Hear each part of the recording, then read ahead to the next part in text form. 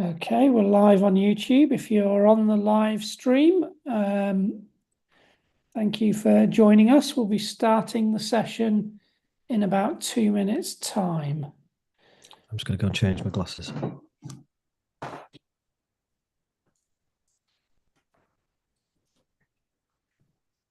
I just need to grab a glass of water. Hold on.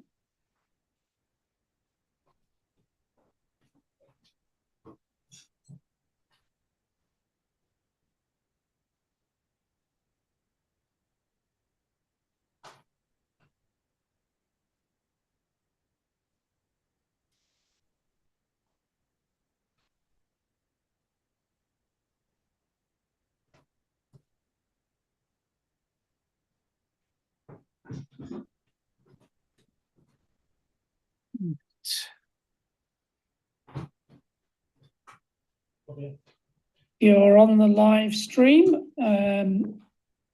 Thank you for joining. Sorry about that.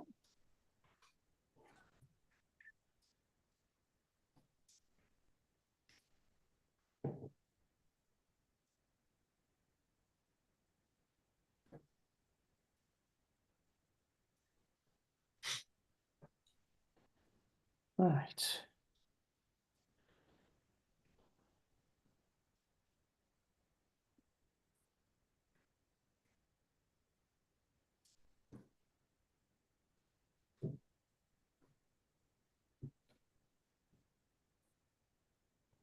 You ready to rock? Yeah, I'm just getting Pi stuff on.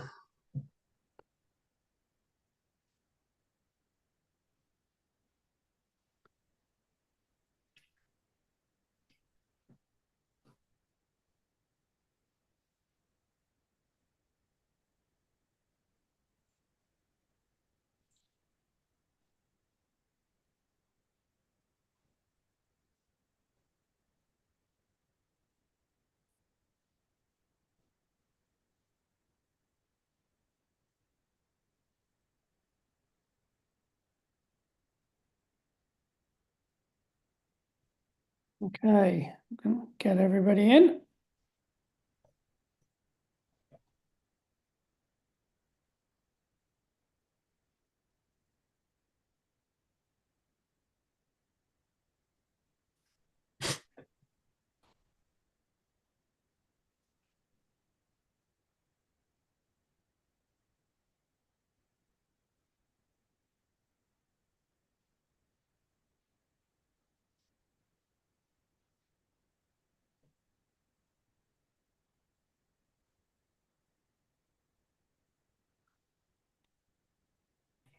We're just waiting for one more person to join. Just bear with us a second.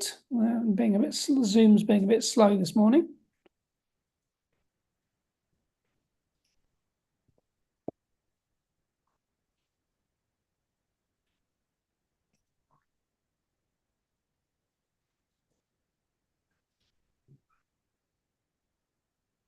I'm wondering if they've got a Zoom problem. So we'll make a start. Good morning, everybody, and welcome to Teaching Live. It is, I think, week 7. It's getting a bit confusing this term with all the stuff that's been going on. So as you will no doubt have realized, there's only 2 of us here this morning.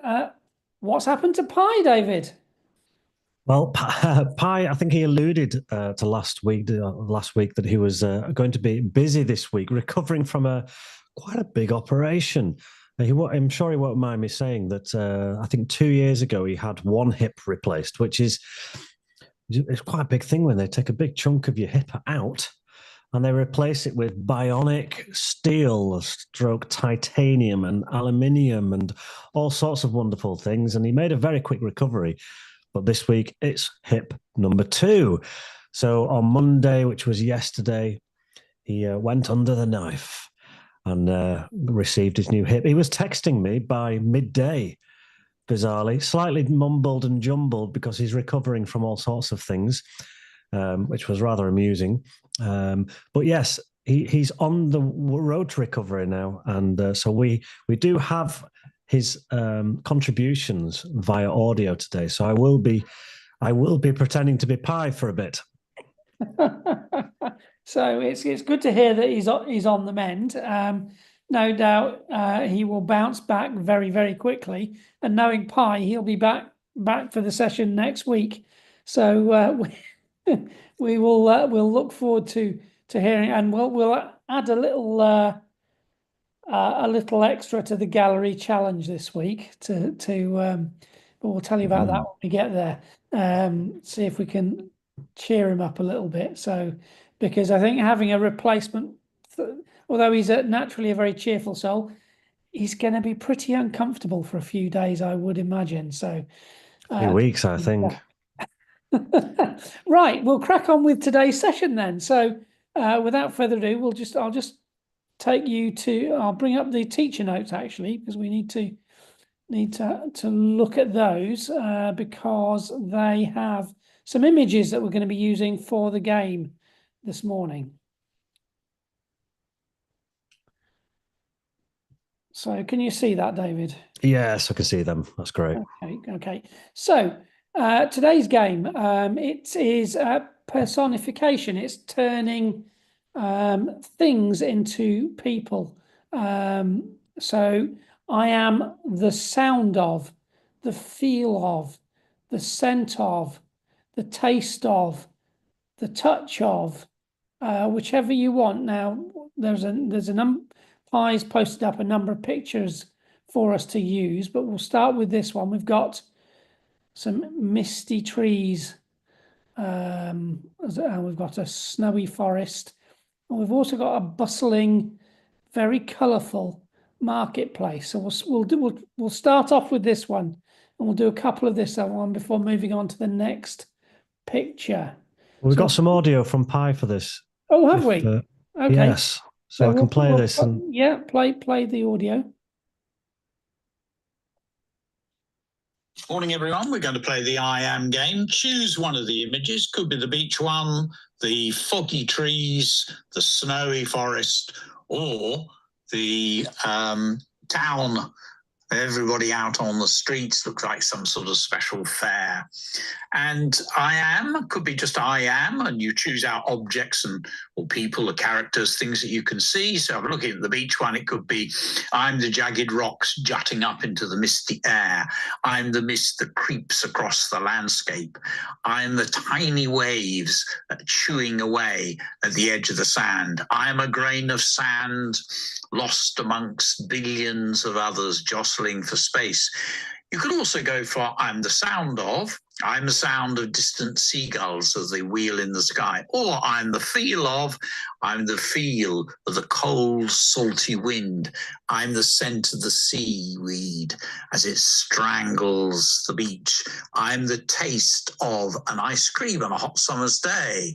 So what you're trying to do is get the objects to speak, or the bits of the photo to speak, and bring the scene alive. And you can bounce it backwards and forwards between you. Okay. There we go. So do you want to start us off, David? Do you want to use that picture, or do you want to use a different picture? Because Pi covered that one. There's two. Well, I'll show those two pictures. How's that? Okay, great. So I'll go with I am the smell of the thick, dense fog clinging to the skeletal trees. Skeletal, I like that one. All right. I am the sound of the distant wolves howling for their dinner deep in the snowy forest. Oh, I like that, because you've included something that's not there, and it's kind of they're there in the distance, but we probably can't hear them, but we can see them. I like that. The other way around. You can't see them, but you can hear them, but you can't see them. Yes. So I am the sound. I am the sound of the snowflakes drifting almost silently onto the. I'm not going to use the blanket because that's a cliche. Onto the crisp, icy floor.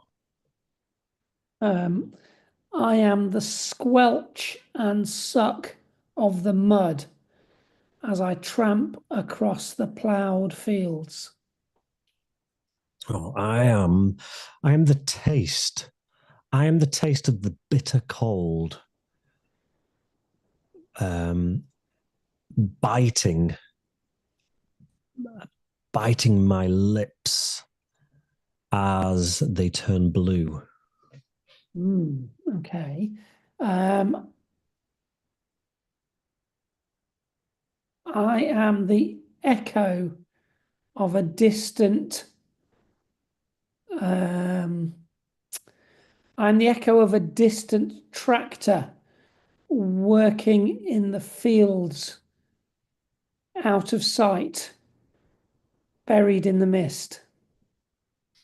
Very good. So, do we want to just give 4 minutes for this, or do we need to split it and have 2 and 2, or move on to a picture? What I'll do is I will move through the pictures. Let's just do one on the marketplace, and then then I'll start the timer, and I'll just move the pictures through the screen. Okay.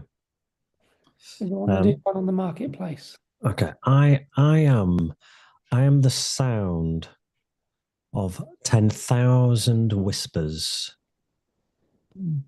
buzzing like bees Oh, like that. Yeah. around a busy nest. I am the smell of freshly baked bread on the baker's stall in the marketplace. Oh, yeah, I've got an idea now because you've got me thinking about that. I'm thinking candy floss and the smell, but I don't want to repeat what you've done. So I am the wisps of I'm the wisp of light candy floss floating through the sky looking for an owner. Okay, so I'm going to move up to the very first picture to start off with, and I'll just move down through the screen. So I'm going to set the timer off. You've got 4 minutes coming up with your descriptions based on these images, starting now.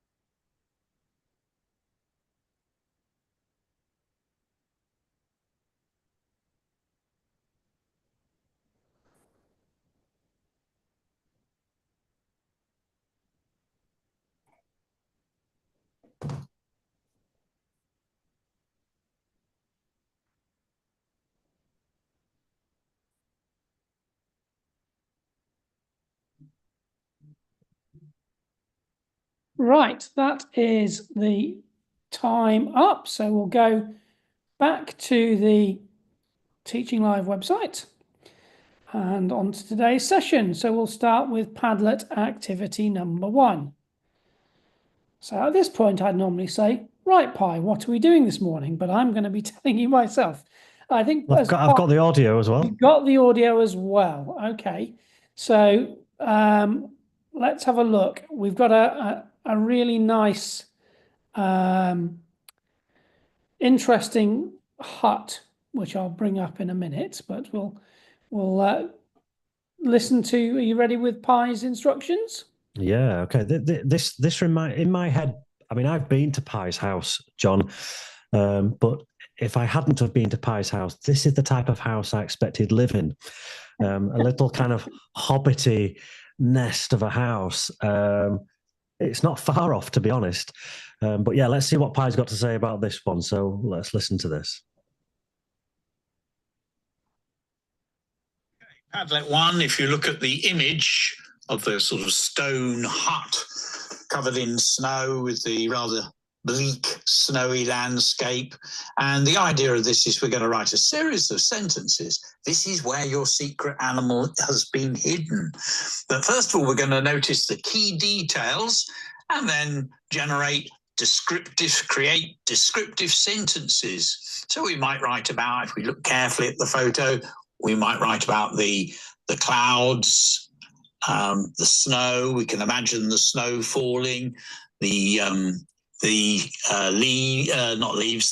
strands of grass, the window, the panes of glass, the roof, the smoke drifting upwards, the candle, the table, the open book, the door, the ladder, the wheel. So we write descriptive sentences. We can use like and as, of course. And I've given 3 examples here. Grey smoke. So I decided to do the smoke first. Grey smoke drifted from the spindly chimney. Snow covered the roof, smothering the ancient roof tiles. Frosted grass shifted in the wind like fragile whiskers. So you're writing descriptive sentences based around that scene. Right, so I'll go on to the Padlet and if you could unfreeze it, David, that would be good. And I'll start us off. I'm going to use a word that you used in the game. I'm going to a skeletal ladder. So I'm picking out the detail of the ladder. Leans against, or leant. Let's make it in the past. Leant against the cottage wall, seeming to prop it up. There we go. I'm happy with that. I've got my capital ocelot, capital letter and my full stop in. And I've got that there. So I'm just going to make the picture larger for a couple of minutes while you get your sentences. Let's try and pick out some of the details in this picture. I'm sure there's a sentence to be made around the window in the roof. It looks very much like an eye. I'll be busy approving these, John. I'm going to really look out for, number 1, the basics, because we're in week 7 now. We've been pretty good at that. Sometimes we forget, but let's get those capital letters and full stops in. Remember, if you've got proper nouns, we need capital letters for those. And they're starting to come through now, so I'll start approving those. Okay, I'm just looking at some of the details that you can pick out in the interior. So there's a wooden table and there's a candle and a candlestick holder on the table, but there's also a book on the table as well. I'm not sure what what's that object to the left on the floor there, David? Do you think it's a log or is it?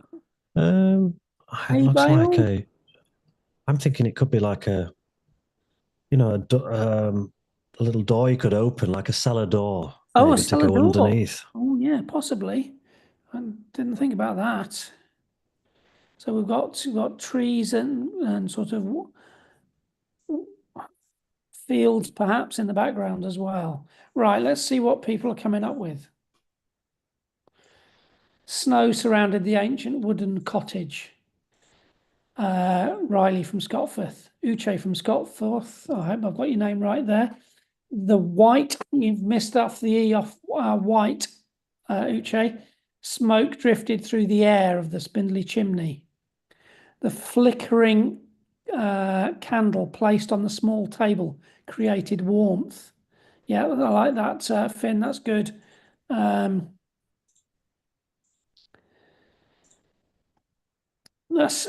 Finley from Lancaster Road. A small house with a cold, snowy roof, as it whispered, or as if whispering to people to enter. Got a good idea going there, Finley. Really like the idea of the house whispering people to enter. Maybe just need to tweak that a little bit.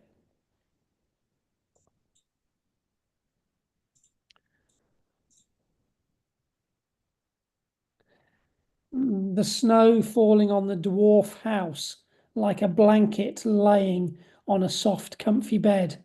It's a good simile there, Dylan. I like that one. There's a real great one from Ewan from Dell Primary School. I watch as the snow fights the wind. I like that. Yeah. Simple but effective. Yes, yes, I do like that.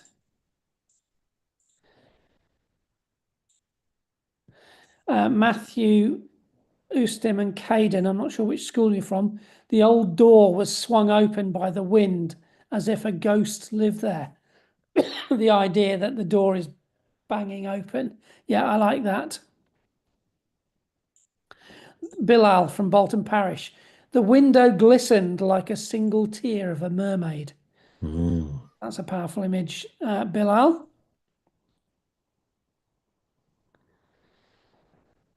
Hannah from Scotforth. Choking smoke curled upwards. That's a really good image. Filling the blue sky with grey. I really like that image, Hannah. A shuttered window flaps in the wind, crashing into the ancient bricks. There's something there about flaps or flapped. The tense is quite important there to create the effect. Yes. You could argue for both.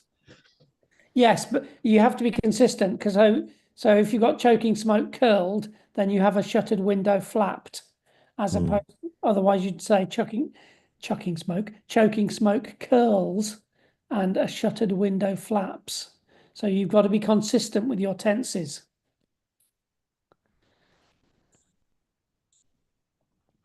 Ava from Bolton Parish. The door was covered with an icy glaze that whispered sweet words of light snow. That's great. I love the door covered with an icy glaze, like a thin layer of ice. Very good. I love this one from Lorne from Fingen. The misty smoke drifted out of the rusty pipe-like chimney, while sneaky, silent snow fell onto the white fabric of the ground. Oh, yeah, no, that's really good. I like the white fabric of the ground. Yeah, sneaky, silent snow. Yeah. I love that. Quiet Yeah, because yeah, it's silent, isn't it? Quite often, yes, because sometimes when it starts snowing and you're at home, you don't notice because it's so quiet. And then you look out and suddenly you've got snow everywhere. You think, oh, where did that come from? Doing really well with these, John. Some really good ideas coming Very through. interesting. Pat Pie would be proud of us this Natalie morning, from everybody. Lancaster Road, really nice one. A puff of intoxicating swirled grey smoke occasionally appeared from the withered long chimney. Oh, yeah, I like that. That's very good. Yeah, you're doing Pie proud this morning, guys. Yeah, Kelsey from Dell. The candle was lighting up the hut. I think you just could extend. I like the idea, lighting up the hut, like or extend the imagery.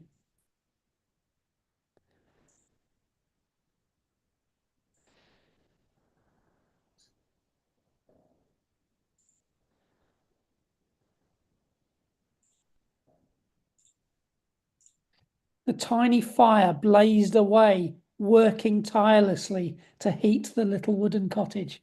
That's great, Ben. Really good. It's not just a fire burning and it's a blazing away, working tirelessly. That's a really good bit of personification there. Yeah, clever that. Yes, I like that a lot.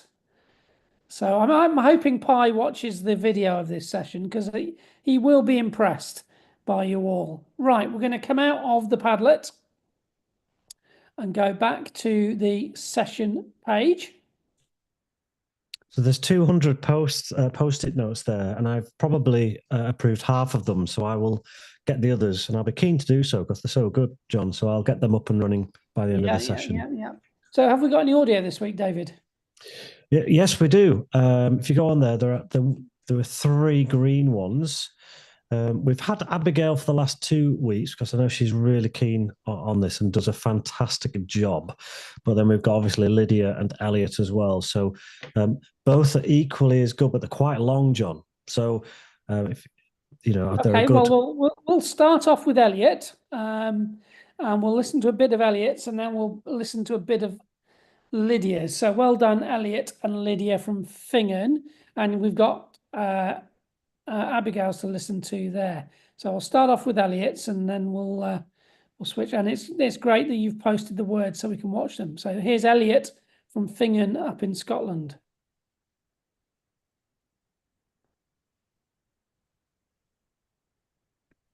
And it's not playing for some weird reason. Why is that? Let's go back.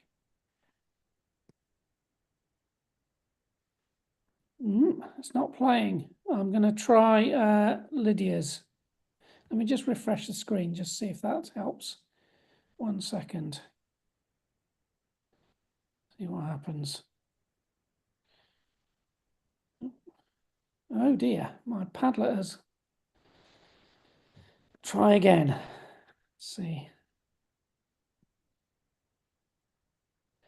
Here's Elliot from Fingen.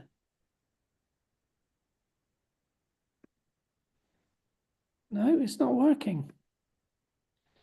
Can it see if it works at your end, David? I can have a go. Let's have a look.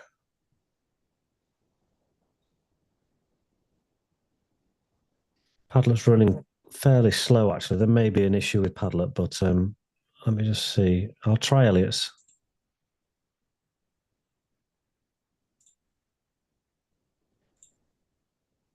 No, all 3 are paused. They're not working at the moment. Maybe we'll try again in after we've done the gallery challenge or something, John. Let's go. Let's come back to the audio in a bit. So we'll go on to Padlet activity number 2, and let's see if we can get the audio working later on. So we have a picture of a tiger looking quite ferocious. So what's Pi got to say about this one, David?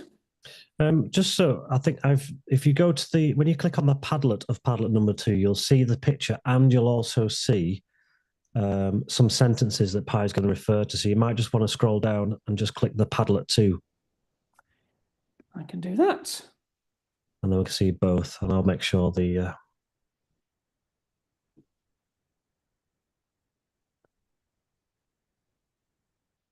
yeah, Padlet is definitely struggling this morning, isn't it? It's running slowly. So let's see there we go. There we go. So you see the examples because Pi will make reference to these in the audio. So here's what Pi's got to say. Padlet 2, take a very careful look at this tiger. Imagine this is your creature. We're going to do a bit of description. And again, you've got to look for the details in order to build a picture for the reader. So we've got those ears, we've got the fur, we've got the eyes, the whiskers, the nose, obviously the jaws, the teeth. And let's have a look. Try varying your sentence openings using Eddingly and red flag phrases. A red flag phrase is one of those fronted adverbials, one of those sentence starters that really gets things going. At that moment, unfortunately, in an instant, out of the blue, without thinking, without warning, it could be in the story. So you've got to do some ED ones, some ing ones, some ly ones. Those are the easiest. Push yourself to do the others. And then some red flag openers. Terrified, Joe stared into the tiger's smouldering eyes. So get that description in. Growling, the tiger opened its jaws and roared. Angrily, the tiger bared its teeth like ivory portals. At that moment, the tiger padded forwards, its fur rippling like flames and shadows. Okay, over to you. Right, so here we go. So the sentences, What? you can see Pi mentioned Eddingly. So we've got terrified, ED ending, growling, the ing ending, and angrily, the ly ending. And all of them are followed, as we know, with fronted adverbials, followed by a comma.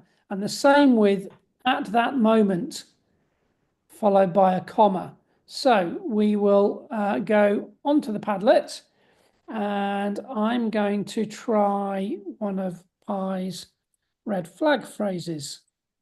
Or I'm going to So just whilst you're doing that, John, I'll just mention that of some schools, if there is a problem with Padlet, looks like most people can get on, but if you are having problems, you can talk to your partner about it. You can use a whiteboard or some piece of paper or something like that if it's not working for you.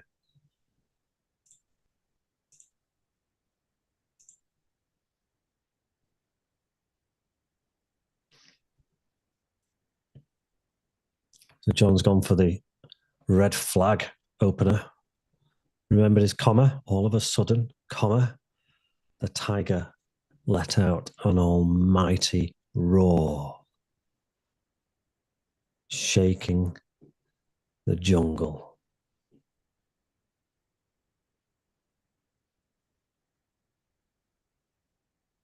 With fear. Okay. Okay with that one.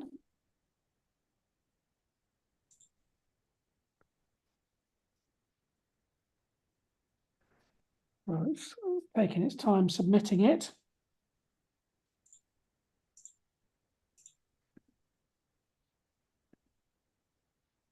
In fact, I don't think it has submitted it. I'm getting a couple coming through, but it is taking slow. Just going to try reloading Padlet on my screen.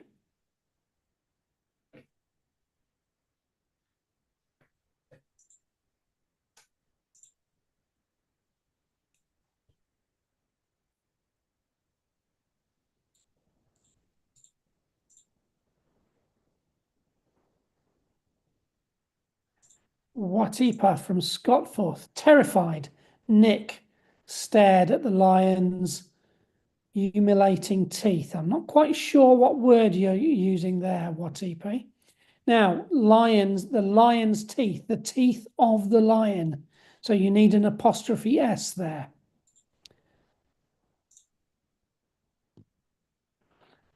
Terrified, Steph turned around to the tiger's mouth, wide open, glaring at her.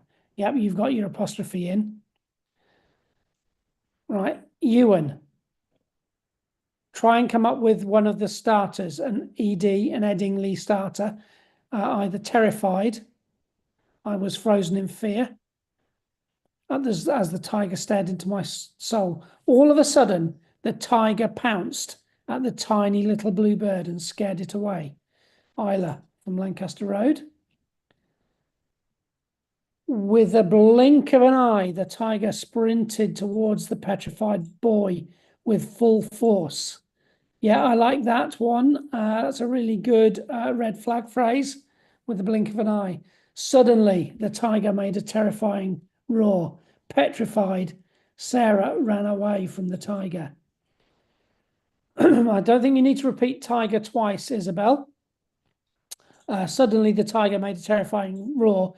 Petrified, Sarah ran away as fast as she could, or something like that. As fast as her legs could carry her. classic story phrase like that. Good luck with trying to outrun a tiger, though.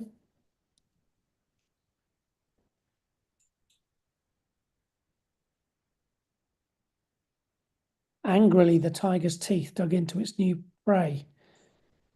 As quick as a flash, a tiger was running as fast as a cheetah. Have a look at that, Shay. You need to edit that, and I'm not going to tell you why, but I'm sure you'll spot it. Lydia from Fingen, terrifyingly, the tiger slowly paced forward.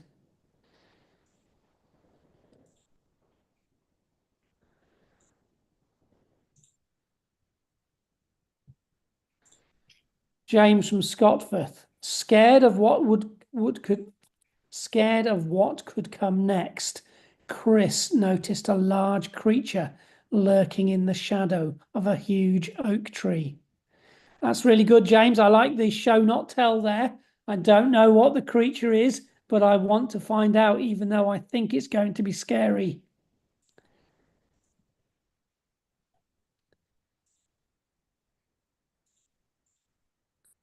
Sophia from Lancaster Road.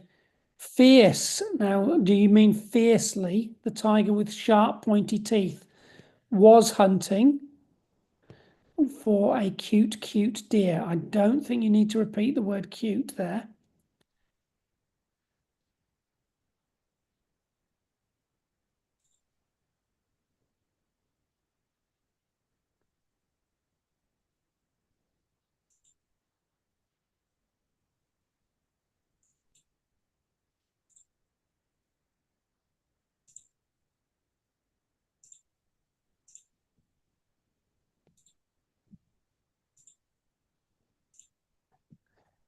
Chloe from Scotforth.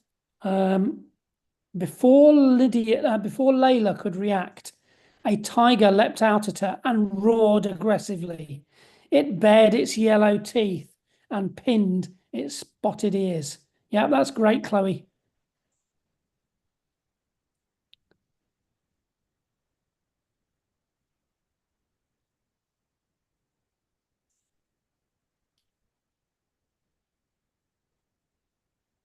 In the Nice one spark from. Go on. In the spark of fire, the tiger roars loudly. I think you need a comma there, Natalie. Its jaws widening with sharp, jagged teeth. And then it pounced. So I think you need to. It's a really good idea you've got going there, Natalie. You just need to edit it slightly. Alex and Seth from Long Parish got a nice one. Petrified, comma. Bob stared into the tiger's fiery eyes, glowing like, I've just moved it, fiery orbs. I love that. Golden Fiery orbs. Golden orbs. Fiery Yeah. eyes glowing like golden orbs. Yeah, Alex and Seth from Long Parish. That's good. I wonder if Long Parish are having problems with Padlet this morning, because that's, I think, the first one I've seen from Long Parish. Oh no, Caden, Austin and Matthew. Yeah, they posted on the last one.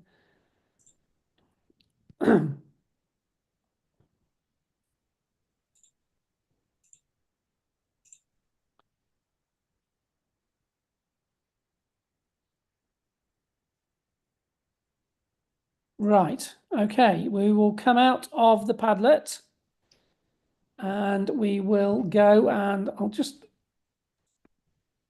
go back and have a look at the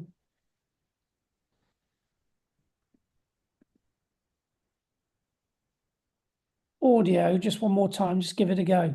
See if we can get it working.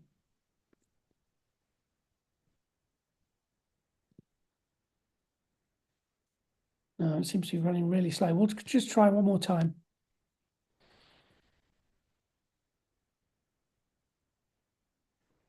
It's not even loading for me at all now. So we'll leave you to discover that audio. Really sorry, Elliot, and I've forgotten the other person's. Lydia, was it? It's really sorry we can't listen to them this morning. We'll try one more time at the end. We'll go and have a look at the gallery. See if that loads up, which it probably won't. It's not even loading the Padlet at all now. Right. Okay. I'm gonna go to. Go There on. was just one. There was only one actually when I checked this morning. It was like a cheetah or tiger Right. from Well, Hader in year 5. It's just loaded for me, John, from Hader at Bolton Parish in year 5. so what I'm going to do is I'll try it one more time then. No, it's not loading from here at all. It's usually much. Oh, yes, it is. The suspense. It's very suspenseful. So this is where the tech doesn't work, everybody. So what I'll do is I'll show you the teacher notes and talk to you about this week's gallery challenge, which I think is a good one. I always like this one. It's scroll down. There's the picture of the tiger. There's a detail, and you can see if I expand that, you can see the detail of the tiger's eye, and you can see the different colors. So you've got a black pupil right in the center, and then the iris, you've got a sort of an orangey sort of ring. Then you've got this blue. Oh, John, what do you call it? What do you call it? You know, when the sun has an eclipse, and you've got the ring around the edge of it. Well, probably the children will know what it's called. Oh, I know. Yeah, I don't know what the word is, but I know exactly. It's like it's like something shining from behind it, isn't it? Yeah. And then you've got the sort of yellow and orange ring around the outside before you've got the black of its eyelid, plus the fur and the whiskers and the spot, the stripes, and so on. So what Pi wants you to do is draw a detailed close-up of a tiger's eye. It doesn't have to be a tiger's eye. You could do a leopard's eye, a snake's eye, a chameleon's eye, a dragon's eye, a tiger's eye. There's a whole load there. Just a close-up, detailed image. But what we'd like you to do, we'd like you to post a get well soon messages to Pi. So if you could do a nice illustrated image, you could even have your incorporate your tiger's eye into it if you wanted to. A nice card for Pi posted on the Padlet, wishing him the best to get well soon. That I'm sure will cheer him up. So if you don't fancy doing the tiger's eye, do a get well soon card for Pi and post that in the gallery. So that's the today's gallery challenge. I'm just going to go back and I'm going to do one more attempt to play the audio. It really doesn't want to work for me, does it?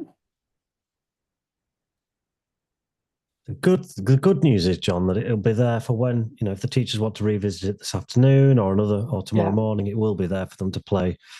Okay. And also the gallery as well.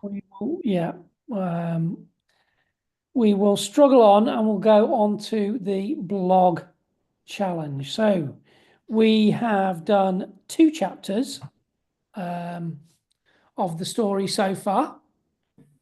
And chapter 3 is the point at which your creature, the existence of your creature, is discovered. So have you got a recording of Pi? Yes. Let's play this, see what Pi's got to say.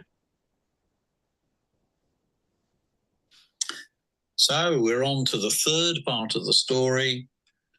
And this is the chapter in which the secret, the animal that you've been hiding away or whatever it is, gets discovered. Chapter 3. The summer holidays stretched ahead like a sleepy cat. Every day Joseph checked his snares and wandered the fields. Without him realizing, the fields, trees and streams had quickly become more familiar than the bustling city streets and the grimy buildings that towered overhead. Unlike the city, the countryside was green with splotches of colour, the scarlet poppies, yellow gorse bushes that smelled of coconut, and the purple foxgloves that swayed in the hedgerows. As the warm winds rippled through a field, shaking the corn like an animal's coat, Joseph found a stillness that he had never known before. At night, he made his way into the woods where he played with Aphrodite. Sometimes they would sit in the darkness and stare out across the great sweep of the valley of Strawberry Banks. They would watch the moon and the stars and listen to the silence. Every so often, Aphrodite's ears would prick up as she heard something rustling, and she'd be off slinking low, only later to return with the gift of a rabbit or shrew. They got to know the great barn owl who flew like a silent ghost across the fields, and the nightingales who sang in their mournful songs. The one thing that worried Joseph was that someone might stumble across Aphrodite. In the daytime, she kept herself hidden inside the darker depths of Spinney's Acre, sleeping in the thickest places where the bushes and brambles offered camouflage. At night, she wandered over many miles, but given her dark fur and shy nature, she was almost impossible to see. It happened, though. One night towards the end of August, Joseph was making his way into the wood when he heard a scream coupled with a growl. He recognized Aphrodite's call and rushed forward, shoving through bushes until he came into a clearing. Aphrodite stood with her teeth bared and body tensed as if ready to leap. A few feet away, Billy-Go-Lucky faced her, his ashen face twisted in terror. He stammered, taking a step back. "Keep still," hissed Joseph, catching Aphrodite's eye. As he advanced, his hand held out, offering her a freshly caught rabbit, and talking to her in a low, soothing voice, Billy took his chances and fled. Joseph could hear him stumbling through the woods, shrieking as he went. Aphrodite seemed to shrug her coat, took the rabbit, and slunk back into her lair. Heart thudding, Joseph made his way back through the woods, up Farm Lane and into the village. What now? The secret that had been kept for so long was out. When he returned home, Joseph and Mrs. Hill talked long into the night. Perhaps they could move Aphrodite. After all, there were 5 valleys that led away from the town of Stroud, and each valley had wooded slopes where surely an animal like Aphrodite could live undisturbed. Right, so there we go. There's Pies chapter 3. Now, there's a couple of interesting parts that I wanted to point out that might help you with your stories. First of all, Pie talks about the summer holidays right at the beginning, and he does quite a lot of description of what's going on. That how they're having a really lovely summer, and you know it's summer because he describes the flowers in the fields and the gorse bushes and the foxgloves swaying in the meadows, and warm winds rippling through. So you've got a good image of summer fields painted there. And then he's got another paragraph on what he does, what Joseph does when he's out playing with Aphrodite, out in the meadows, hunting for rabbits. And he talks, there's quite a lot of things like name it going on. So the valley at Strawberry Banks, so where things are happening, darker depths of Spinney's Acre. So he's trying to paint, give you a very good description of the area that all this action is taking place in. And then at the end, we've got the moment at which Aphrodite is discovered. All of a sudden, it happened though, one night, towards the end of August, Joseph was making his way into the wood when he heard a scream coupled with a growl. And then all the action comes very quickly. At the end, we've had a bit of a time shift. So Aphrodite's been discovered. What now? And at the end, we've got this time shift. So the secret that had been kept for so long and Joseph and Mrs. Hill talked long into the night trying to come up with a solution. So at the end, you've got to set up for the final chapter. So you've got to set up here. The problem is the animal has been discovered. What is the plan? How are they going to deal with the issue that the animal's been discovered? And what are they going to do about it without telling us? Because the plan is going to unfold in chapter 4 next week. So that's chapter 3 of the blog challenge. And I'm just going to go back to the Padlet, see if it's working before we finish. Give it one more go.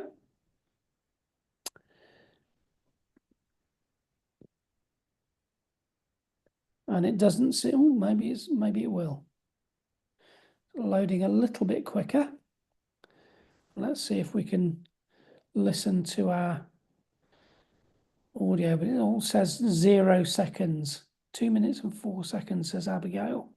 Let's try it. This is Elliot from Fingen.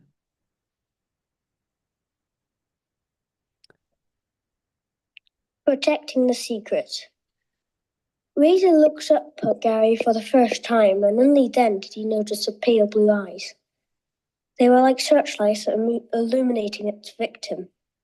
Its scales were the shape of shields, forged with pure gold. His tongue was like leather, and the points at the end were like daggers. Fangs jutted out like spears.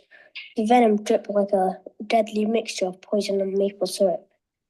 When Razor moved, it was like he was gliding on air. His sheer power was strong enough to make Gary's face swell up with agony. Unexpectedly, Razor did not lash out at him in any way. It was more friendly than aggressive. The scales made scrapes deeper than Gary expected. He winced at the sight of the blood. He knew Razor's instincts might kick in and bite her, but still not. His dark crevices were a deep black, but his scales made of gold to make Razor look like a starry night.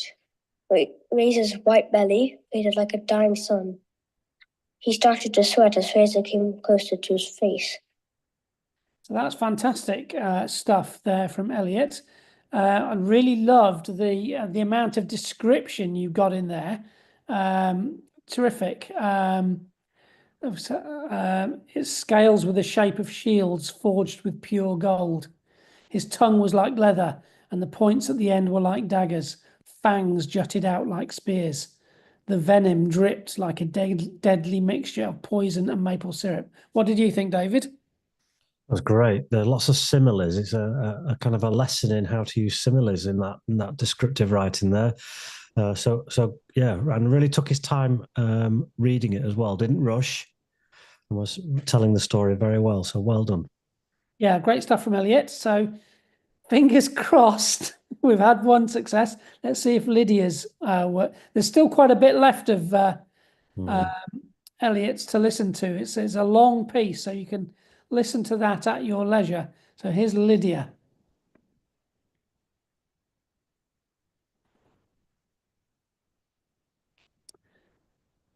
Or not. Chapter 2, Protecting the Secret. Her name is Athena, said Jim. Athena stared up at Sophie with her charming blue eyes, and Sophie took a step forwards. The snow leopard's rough tongue reached out and cautiously licked her hand. Sophie was entranced by her soft, creased fur and her regal, elegant tail. Athena's glamorous ears protruded out of her sleek head, twisting to sense every noise. Coarse whiskers poked stylishly out of her sleek cheeks. To Sophie's incredulity, her curved claws disappeared into her paws, now velveted.